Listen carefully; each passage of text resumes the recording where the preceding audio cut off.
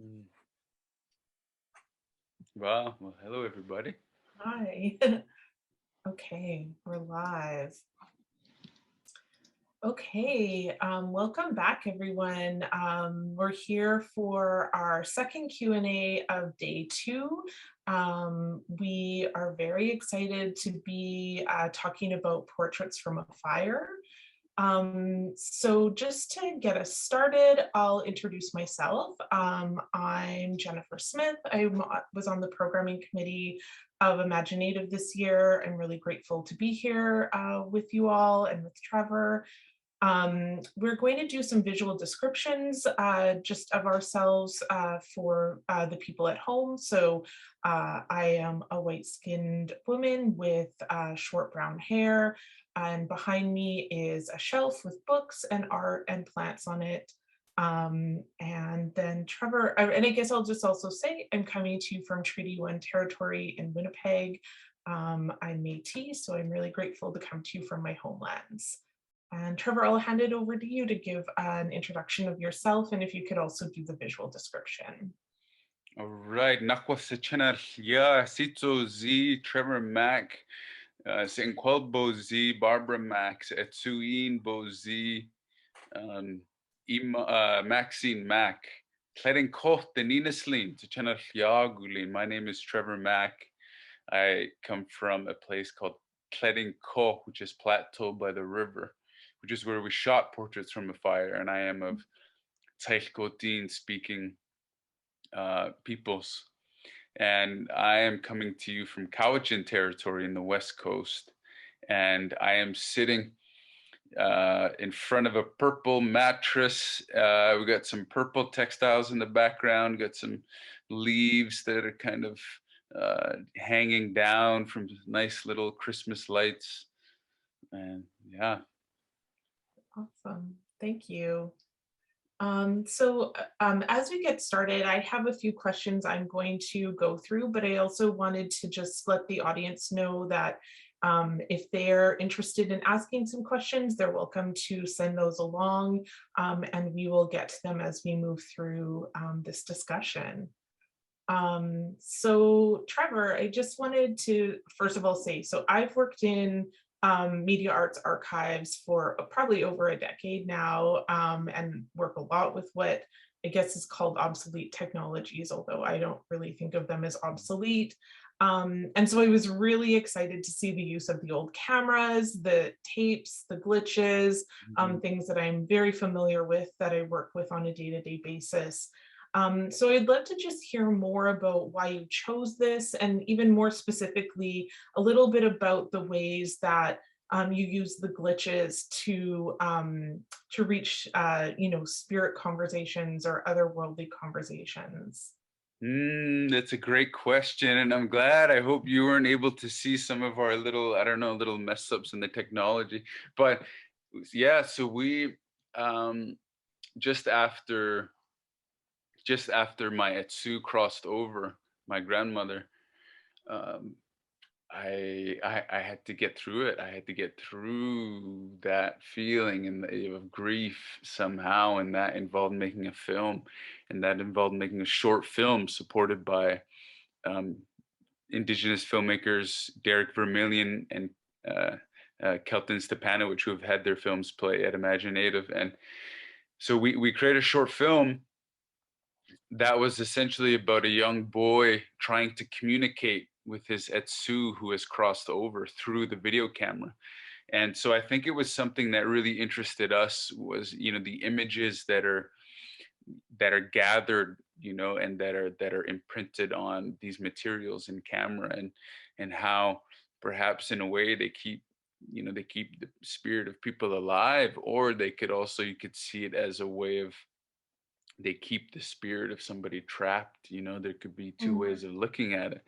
And so I think it was that idea that we wanted to explore in the short film, and thus bring that to a larger feature film. And so in a way, so we were like, okay, how are they going to communicate with each other now?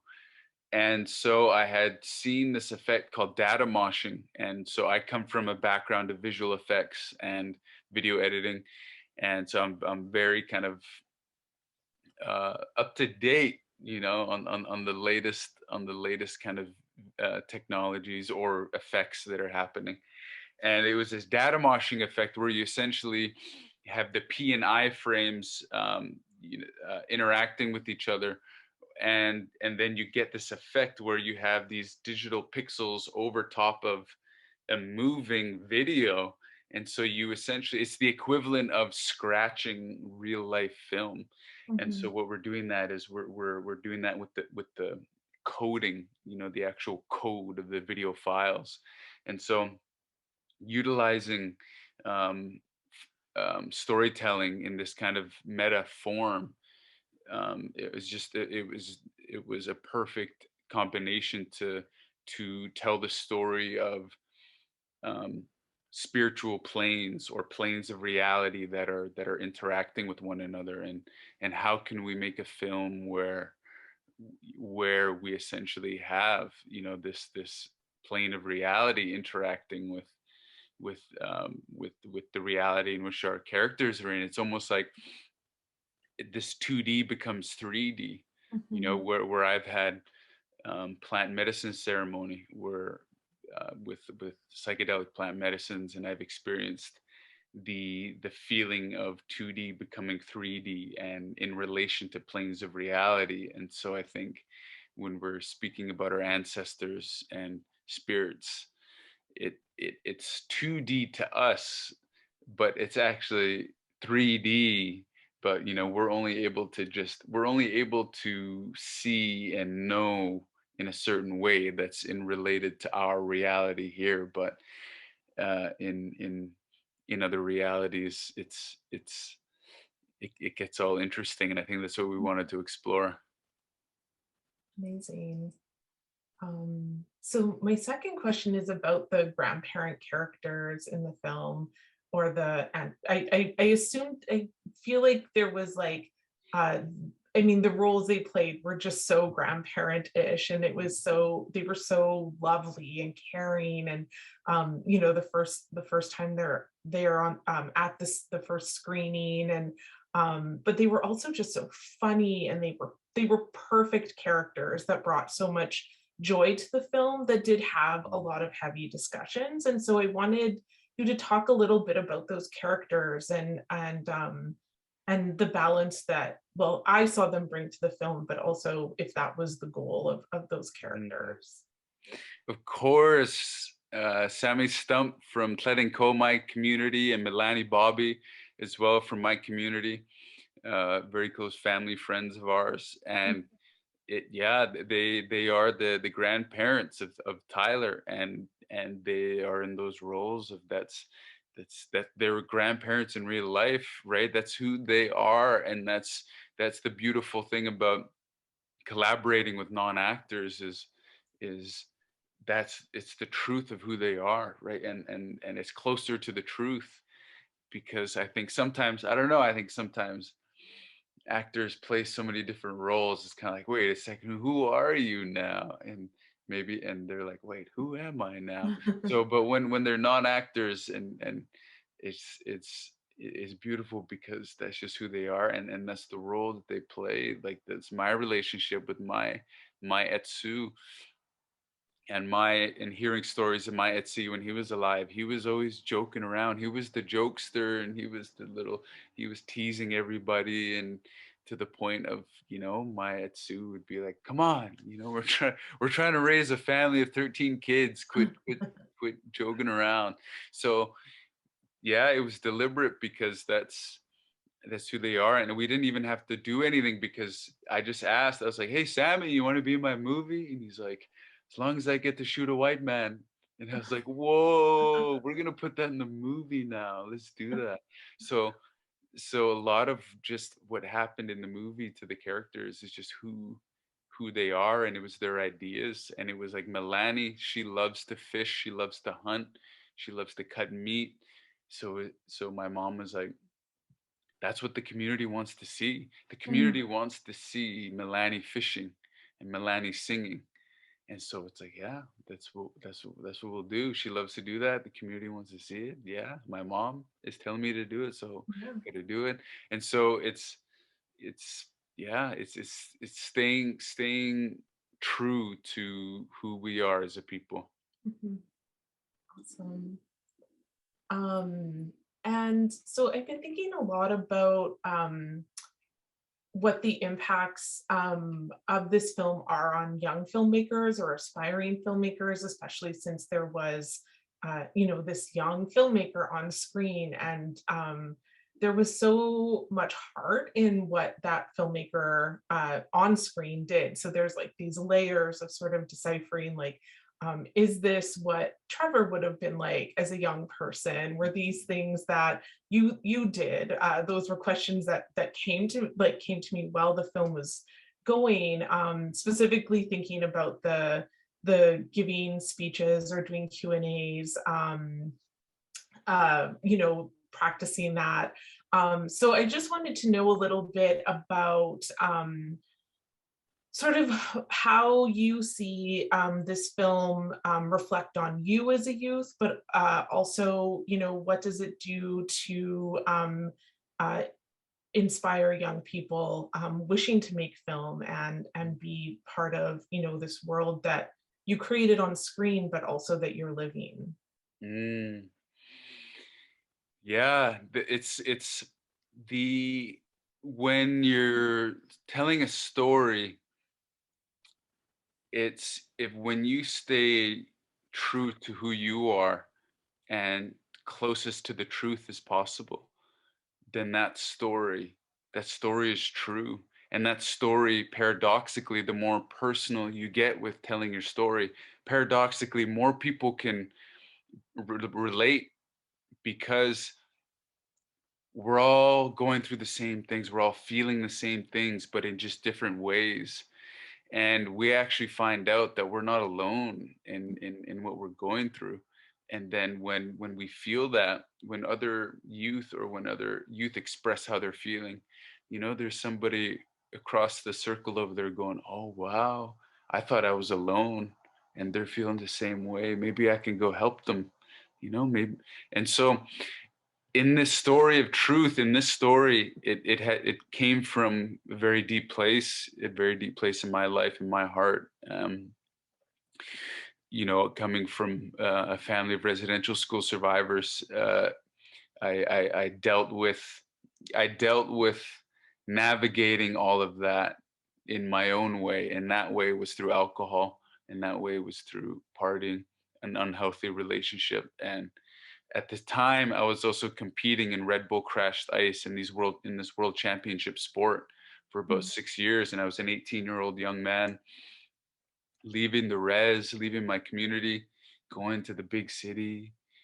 All those shiny lights, and all these people, and and so I got lost in those superficialities of that world. And it was in 2016 where I was assaulted and mugged downtown Vancouver, and I had mm, my jaw wired shut for about 3 months. And my aunties helped me out with that recovery. And it wasn't until then where I was laying in bed.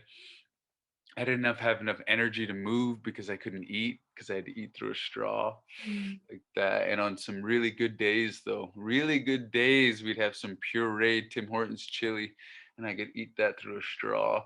And like, hola, that was good. That was good. And you become grateful for the little things when your jaw's wired shut. I'll tell you mhm, that right now. So in that process, I got to feel everything I was trying to numb with alcohol.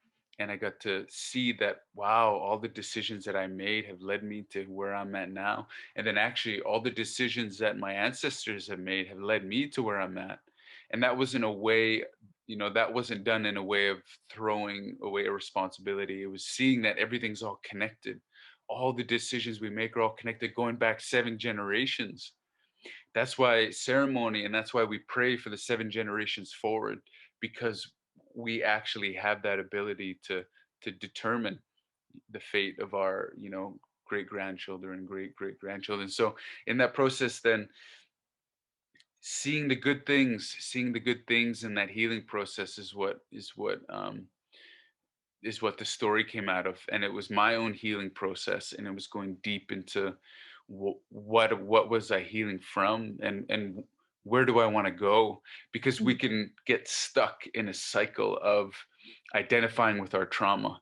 We can get stuck in a cycle of September 30th becoming Orange Shirt Day, and we don't, and that's all it becomes. It turns into Orange Shirt Day, and there is no envisioning the future of healing and the active healing of our peoples. And so we don't want to become identified with the victims. And that's what this film is about. And that's what I want to stress is acknowledging the trauma is the first step, but there are other steps to our healing. We can get stuck with acknowledging ourselves as the trauma and identifying ourselves with the trauma. And that just keeps us in that colonization of the mind. And so there are people, there are powers that, want us to make certain types of stories and certain types of films. And those stories, there's people who, it's important that the literal images that we're showing back to our people are ones of abundance, of happiness, of mm, laughter, of joy, because that's what we want to resonate with our youth. Because I was a youth, I work with youth, healing, laughter, they go together. And so, do we want to show our youth images of dystopian futures, images of our children being taken away, images of technology being used against us? Or do we want to show our youth images of healing, of laughter, and of tutorials on how to heal intergenerational trauma? And so, that's something that the truth in this story comes from. Great, thank you. We also have a question from the audience that just came in. So it's from a student at the YMCA Academy in Toronto, Tech Toronto. So does this film take inspiration from your own childhood, considering that you are a filmmaker? Yeah, of course. I think we went over that a little bit in that last question. And yeah, when we moved from the res into town, we lived across the street from the movie theater. And so my mom would give me like $5 and I would just go watch a movie by myself. But then when I would watch a movie, I brought the curiosity that I had from living out on the land on the res. I brought it into that movie theater and I was like, wait a second. Okay, this is a screen, but what is this image being made out of? Like, are there people or things behind this image that are making this image happen? Did they make these costumes? So I brought that, I think, what people call ontological curiosity, or just curiosity of like, what is reality, and brought that into there. And I was like, what's all this movie stuff about? Because it's pretty cool, and there's hundreds of people in here watching the same thing, and wow, that'd be cool to learn more about. And then so just started to learn and continued and didn't really stop. And that's the cool thing, is like, if you're passionate about something and you don't stop working towards it and learning, like, you can keep going, and then you can have that become a career. You can live comfortably, you can make social change. Like, it's really cool when you dream of something that you're really passionate about and you just keep learning about it, then you'll actually live it. Yeah, amazing. I don't know if there's any more questions from the audience at the moment, but I also just thought I would open up the question of, I've asked a few questions, we've had one from the audience. Are there things that we haven't asked that you want us to know about the film that we haven't gotten to talk about yet?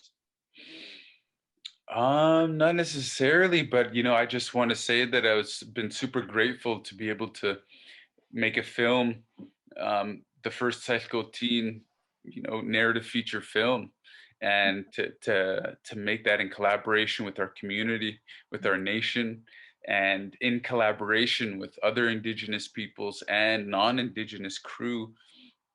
It was an incredible experience of cultural exchange, of learning, of pushing. It was hard. It was super hard for Mm, 16 straight days, long hours, and people, when things are like that, it gets hard, but that's how we learn. Our people have gotten through, the colonial government trying to kill us off by our laughter and and our sense of humor. And so the continued efforts to destroy our people, whether that was through you know, destroying the clan mother structures of our peoples, or through residential schools, or 60s scoop, or, now the segregation of vaccination passports, these colonial powers, whatever it's through, our people are still here. We're still survivors. We've still gone through here. And I think making this film about laughter and coming together was amazing. And I'm super grateful for my community of Tlet & Co.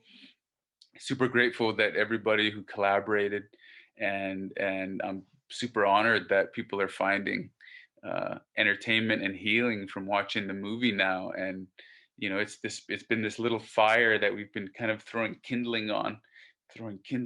It's this little fire. Now it's just getting bigger and bigger. And then so now more and more people can stand around the fire, and we can all, share its warmth together. And so that's been something that was, I just want to express my gratitude. Okay, great. We have one more question that's come in. We've gotten a chance to talk with Jesse Anthony, and they described the film as a real community experience. Could you talk about that? And can you, can you talk about where the feeling that comes through in the work? Or sorry, I'm stuttering there a bit, but I hope you understand what I was just Yeah, asking. no, totally. I love to keep talking about the community. So Letting Co is, it shines through the film because it really is like it really is. It was something that every day there were new things happening, whether we new ideas coming from community members, and also along with having my community members and Taishko Nation members in the film. We also had a mentee.